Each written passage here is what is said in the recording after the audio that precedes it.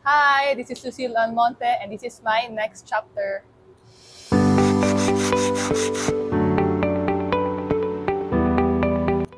For me, yung one moment na hindi ko makalimutan is yung nakatungtong na ako ng court ng PPL, like yung first game namin.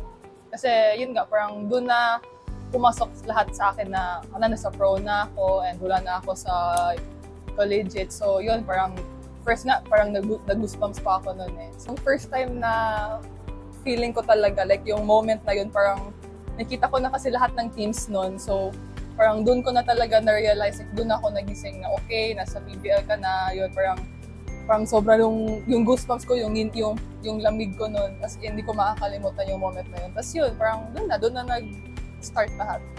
Yung biggest challenge nung first year ko is yung first training ko din sa pro, kasi nga, parang yun nga, new system na naman, new coaches, new teammates, so parang doon mo mabibase kung alam mo yun, kung kaya mo ba mag-adapt, ganyan, sa panibagong coaching staff, ganyan, sa bagong teammates, ganyan. So, yun. Siguro, like, day by day, na-overcome ko lang siya with the help of my ates nandun, with the teammates nandun. Kasi yun nga, parang hindi naman sila nagkulang na mag-guide sa akin kung ano yung gusto ng coaches namin, ano yung gusto nilang i-improve, ganyan. So, yun, like, parang day by day na overcome ko lang din siya.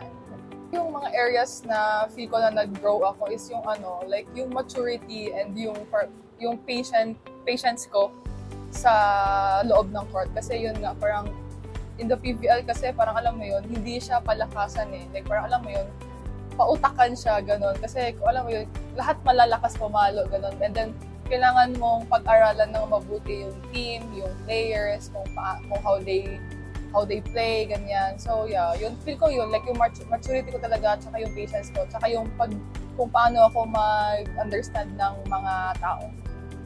Yung mindset ko na parang second year ko na dito sa pro, siguro kung ano yung tinuro sa akin ng mga ates ko nung first year ako, siguro ganun din yung gagawin ko sa mga players na papasok sa amin. Kasi, yun nga, like, kung paano nila kami i-guide, kung paano nila kami turuan, ganyan. Parang yun kasi yung, parang ano mo yun, parang yun yung iniwan sa amin ng mga ates. And yun, like, i-open mo lang yung sarili mo sa mga kahit anong ibabato sa'yo ng mga coaches at ng mga ates. Actually, like, hindi ko pa siya masabing hobbies kasi nagsimula pa lang ako. Kahapon, like, nag-start ako like, pumili ako ng racket ng pickleball. After ang training or kung kaya pa ng katawan ko, nag-pickleball ako. Hidden nga eh, hindi pwedeng malaman. Oh, meron ba? Meron ata.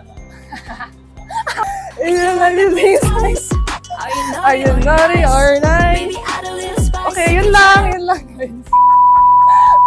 Guys, thank you for all the support and sana sa mga susunod na games and mga susunod na papasok sa amin, sana supportahan niyo pa rin kami and yun, thank you sa lahat and see you soon.